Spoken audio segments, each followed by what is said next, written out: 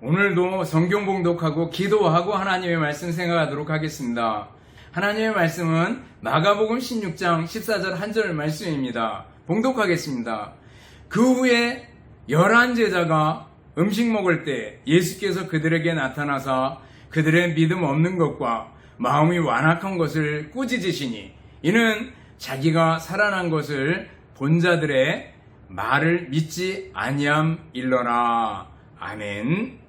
기도하겠습니다. 사랑과 은혜가 풍성하신 하나님 아버지 감사합니다. 이 시간도 하나님의 말씀을 생각하는 소중한 시간입니다.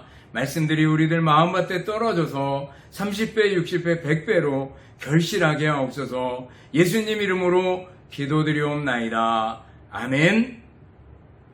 여러분 다시 만나서 반갑습니다. 주님의 이름으로 여러분들을 진심으로 사랑합니다.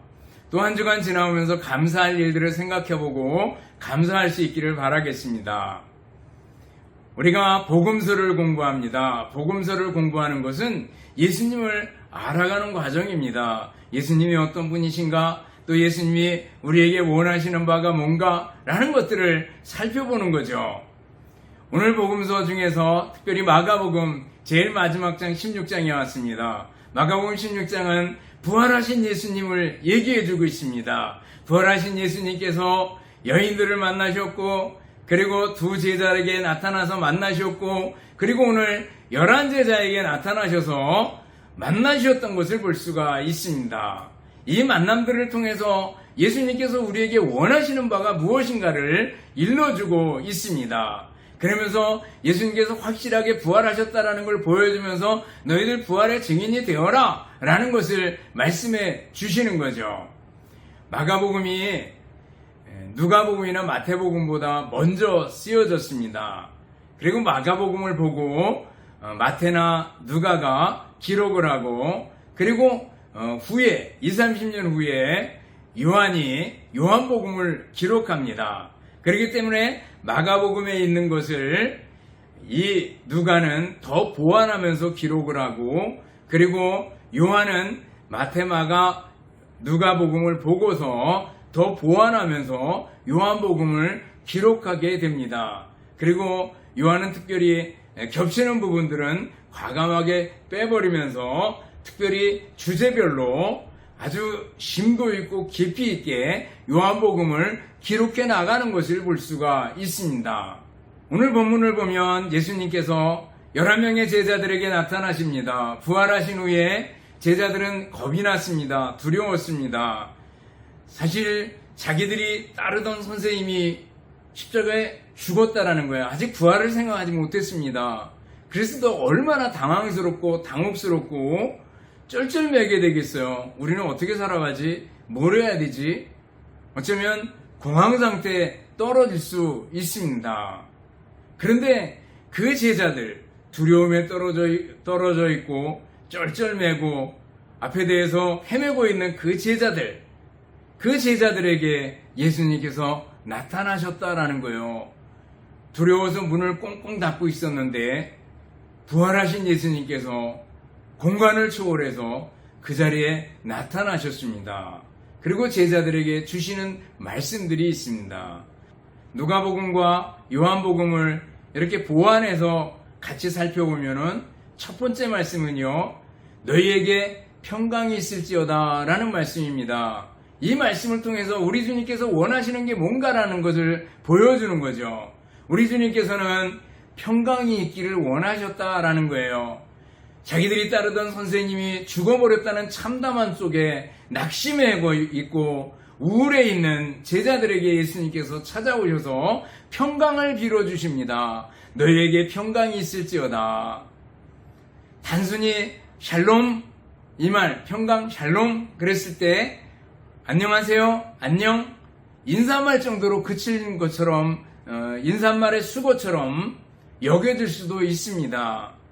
우리들이 인사말 어떻게 해요? 안녕하셨어요? 식사는 잘 하셨어요? 평안하셨어요? 이 정도 하지 않겠어요?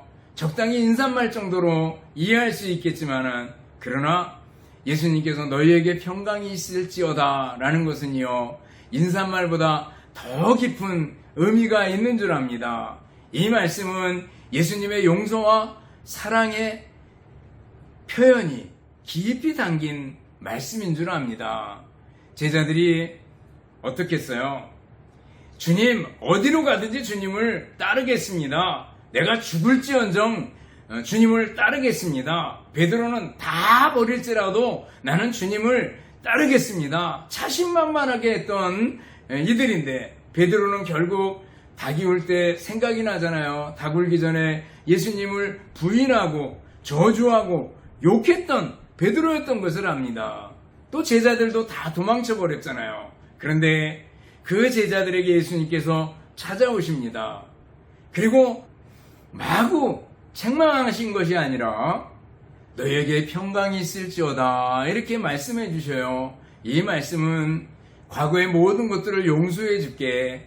편안한 마음을 가져라. 내가 너희를 사랑한다.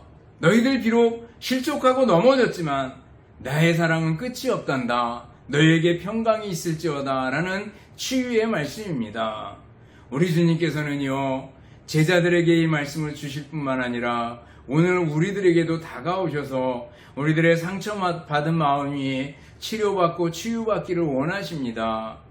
우리들은 인간이고 죄인이고 연약하고 그래서 상처받기 쉽고 깨지기 쉽고 그렇습니다. 그런데 우리 주님께서 우리에게 오셔서 너희에게 평강이 있을지어다 말씀해 주셔요. 주님이 주시는 평강, 주님이 주시는 평안함, 이것은 최고의 편안함, 최고의 평강이 아니겠어요? 여러분들 예수님을 주인으로 모시고 주님이 주시는 평강을 여러분의 것으로 만들 수 있기를 바랍니다. 주님이 너희에게 평강이 있을지어다 이렇게 말씀해 줄 때, 얘들아 부활한 내가 너희들과 함께 있을 때니 걱정하지 말아라 라는 말씀 아니겠어요? 한 화가가 그림을 그렸습니다. 아주 옆에 풍랑들이 심하고 그리고 배는 기우뚱기우뚱대는 아주 그런 표현을 잘 해놨습니다.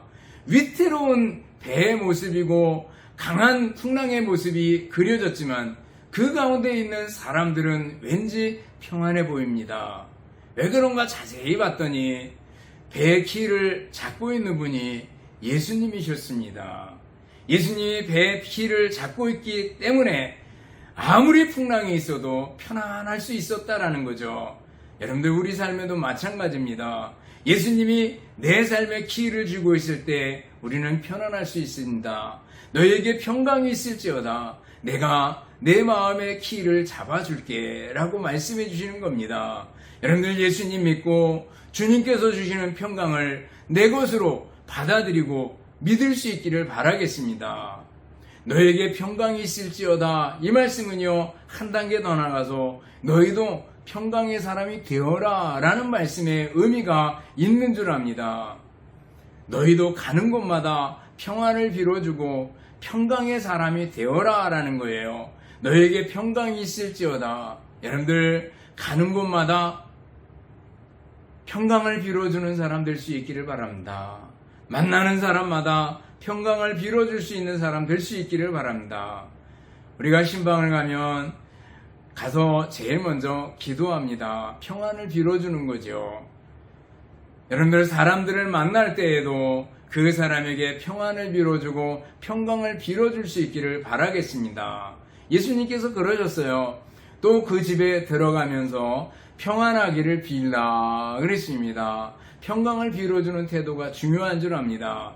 너희에게 평강이 있기를 원하노라. 너희에게 평강이 있을지어다. 이 말씀은 바로 우리들 속에 평안함 가지기를 원하고 또 우리들로 하여금 평안을 빌어주는 사람이 되기를 원하셨다라는 겁니다. 우리들 자신이 평강의 사람이 되고 그리고 다른 사람들에게 평강을 베풀어 줄 수 있는 사람이 된다면 우리 주님께서 얼마나 기뻐하시겠습니까? 두 번째로 우리 주님께서 원하시는 건 뭔가 하면은요, 부활에 대한 믿음을 가지시기를 원하십니다. 오늘 예수님께서 믿음이 없는 것을 꾸짖으십니다. 여인들을 통해서 예수님이 부활했다는 소식을 들었습니다. 그러나 믿지 않았습니다. 두 제자를 통해서 예수님이 다시 사셨다는 것을 들었습니다. 그런데 믿지 않았습니다. 부활하신 예수님, 그 예수님을 누가복음을 보면 영으로 생각하고 무서워만 했던 것을 볼 수가 있습니다. 요한복음을 보면은 잘 나타나잖아요. 도마가 없을 때 예수님께서 나타나셨습니다. 그리고 도마가 있을 때 또 나타나셨습니다. 도마의 태도를 보면 잘 알 수 있습니다. 도마가 없을 때 제자들에게 예수님이 나타나셨습니다. 제자들은 너무너무 정말 대단한 감동을 맛본 거죠. 그리고 도마에게 얘기를 했을 겁니다. 그런데 도마가 얘기합니다. 내가 그의 손에 못자국을 보며 내 손가락을 그 못자국에 넣으며 내 손을 옆구리에 넣어보지 않고는 믿지 않겠노라. 이렇게 얘기합니다. 근데 그 다음 주에 예수님께서 다시 나타나셨습니다. 그러면서 도마에게 도마야 내 손가락을 이리 내밀어 내 손을 보고 내 손을 내밀어 내 옆구리에 넣어보라. 그리하여 믿음 없는 자가 되지 말고 믿는 자가 되라. 이렇게 말씀하십니다. 그래서 도마가 기권하는 거죠. 나의 주시며 나의 하나님이십니다. 고꾸라지는 겁니다. 그래서 예수님께서 너는 나를 본고로 믿느냐? 보지 못하고 믿는 자들이 복되도다 말씀하셔요. 도마에게 그리고 제자들에게 주님께서 원하시는 게 뭐예요? 믿음 없는 자가 되지 말고 믿는 자가 되라 라는 겁니다. 부활에 대한 믿음을 가져라. 예수님께 대한 믿음을 가져라. 여러분들 예수님을 믿습니까? 예수님의 십자가의 죽으심과 부활을 믿습니까? 예수님이 나의 구주 되심을 믿습니까? 예수님이 나의 주님 되심을 믿습니까? 예수님이 나의 왕이 되심을 믿습니까? 예수님이 나의 신랑이 되심을 믿습니까? 여러분들 예수님을 믿을 수 있기를 바랍니다. 부활하신 예수님을 믿을 수 있기를 바랍니다. 견실하며 흔들리지 않는 믿음을 가지고 살아갈 수 있기를 바랍니다. 우리가 살아가면서 얼마나 많이 염려하고 얼마나 많이 걱정하고 그 걱정거리들을 끌어안고 끙끙 앓고 살아가고 할 때가 얼마나 많습니까? 그러나 부활신앙을 가진 사람은요 흔들리지 않습니다. 부활신앙을 가진 사람은요 다시 말씀드리지만 죽음을 두려워하지 않습니다. 죽여? 다시 사는데 죽음을 두려워하지 않아요. 죽음을 두려워하지 않는 사람은요 사는 거 두려워하지 않고 사는 거 두려워하지 않는 사람은 세상의 온갖 걱정거리 염려거리들을 두려워하지 않습니다. 여러분들 예수님께 대한 믿음을 가질 수 있기를 바랍니다. 예수님이 다시 사셨습니다. 부활에 대한 믿음을 가질 수 있기를 원합니다. 주님께서 이걸 바라셔요. 너에게 평강이 있을지어다. 평강을 원하셨고요. 우리들에게 있는 평강을 원하셨고요.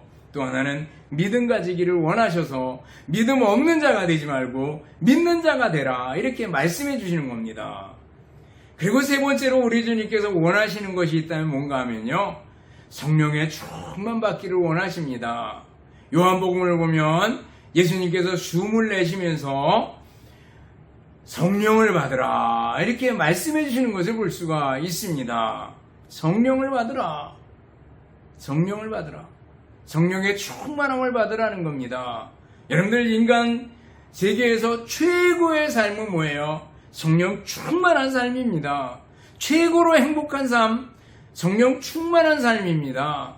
사람들이 어떻게 하면 행복하게 살 수 있을까라는 것 때문에 많이 고민을 하고 그것을 추구합니다. 돈이 많으면 행복할까? 돈 버는 걸 위해서 달려가 봅니다. 취미생활을 하면 행복할까? 취미생활에 몰입해 봅니다. 또 이걸 해보면 행복할까? 또 이걸 해보면 행복할까? 해보지만 다 한계가 있습니다. 세상이 주는 기쁨은 일시적이고 한계가 있습니다. 제한적입니다. 조금 있다 끝나버립니다. 그러나 주님이 주시는 행복은, 주님이 주시는 기쁨은 한이 없는 기쁨이고 영원한 기쁨입니다. 그런데 그 최고봉에 바로 성령 충만한 삶이 있습니다. 여러분들 성령님이 누구십니까? 성삼위일체 제3위 되시는 하나님이십니다. 그 이름을 보혜사라고 얘기합니다. 우리와 함께 걸어가시는 분입니다. 늘 우리와 함께 하시고 우리를 가르치시고 우리를 인도하시는 분이 성령님이십니다. 성령님께서는 우리가 죄를 지을 때 죄를 깨닫게 하십니다. 우리로 하여금 예수님 믿고 거듭나게 하셨고 우리로 거룩한 삶을 살게 하시고 각양 은사들을 주시고 그리고 능력 있는 그리스도인으로 복음을 전하며 살 수 있도록 해주시는 분이 성령님이십니다.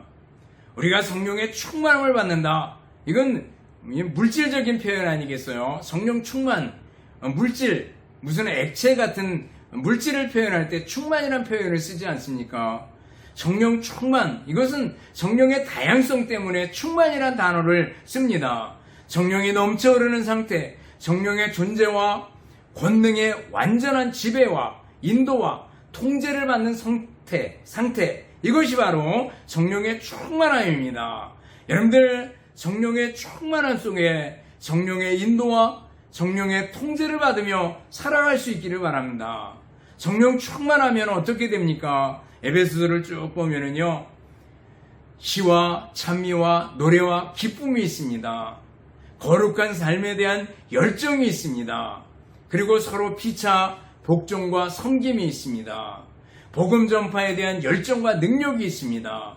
그리고 무엇보다도 성령의 9가지 열매를 주렁주렁 맺게 됩니다. 성령의 9가지 열매 뭐예요? 사랑과 희락과 화평과 오래 참음과 자비와 양성과 충성과 온유와 절제니 이 같은 것을 금지할 법이 없느니라 그랬습니다. 성령 충만하면은요 이런 열매들을 주렁주렁 맺는다는 겁니다. 그렇다면 어떻게 성령의 충만함을 받습니까? 그것은요 회개해야 됩니다. 회개, 가던 길에서 돌아서는 겁니다. 하나님을 등진 상태에서 하나님께로 돌아서는 겁니다. 회개해야 됩니다. 죄를 품고 죄를 가지고는 성령의 충만함을 받을 수가 없습니다. 죄를 회개해야 됩니다. 또 그리스도와 그의 말씀에 순종해야 됩니다. 믿습니다 라고 얘기하고 순종하고 굴복하고 주님께 나아가야 됩니다. 그리고 사모하는 마음으로 기도해야 됩니다. 주님, 성령의 충만함을 주옵소서. 성령 하나님께서 나를 다스려 주옵소서. 성령 충만 받기를 사모하고 기도해야 합니다. 그래야지 성령의 충만함을 받을 수가 있다라는 거예요. R.A. 토레이 목사님의 그 전기를 보면은요, 자주 이런 고백을 합니다. 아침에 일어나면 제일 먼저 기도한다. 이 기도를 한다. 하나님, 오늘도 나를 성령 충만하게 도와주옵소서. 성령 충만 없이 하루 길을 걷는 것이 두렵습니다. 이렇게 기도했다는 거예요. 그러면서 성령 충만하다고 느끼지 않을 때 나는 말을 조심한다.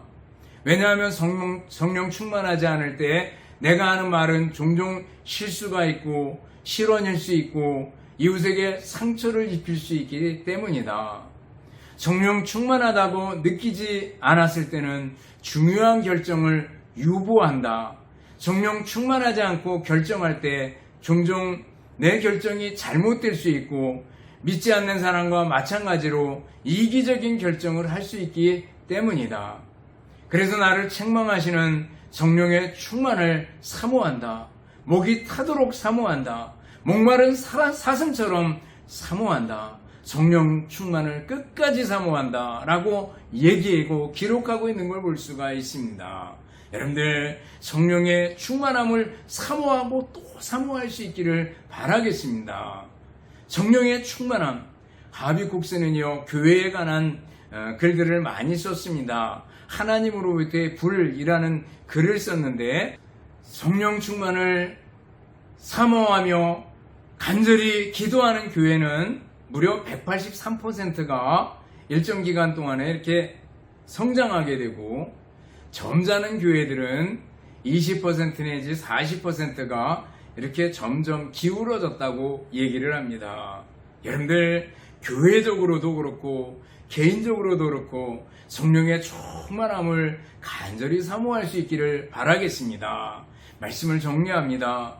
부활하신 예수님께서 11제자들에게 나타나셨습니다.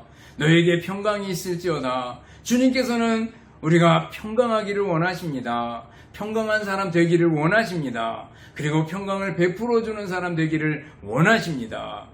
동시에 우리 주님께서는 믿음 없는 자가 되지 말고 믿는 자가 되라. 부활신앙 갖고 흔들리지 않고 전진하기를 원하십니다.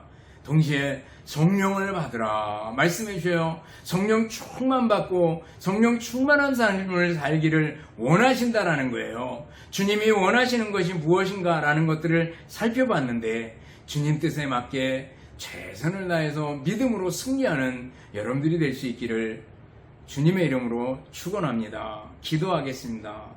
사랑과 은혜가 풍성하신 아버지 하나님 감사합니다. 우리 주님께서 원하시는 바를 살펴봤습니다. 평강이 있기를 원하고 또 부활의 신앙 갖고 흔들리지 않기를 원하시며 그리고 성령의 충만한 삶을 살기를 원하신다는 것을 저희들이 배웠습니다.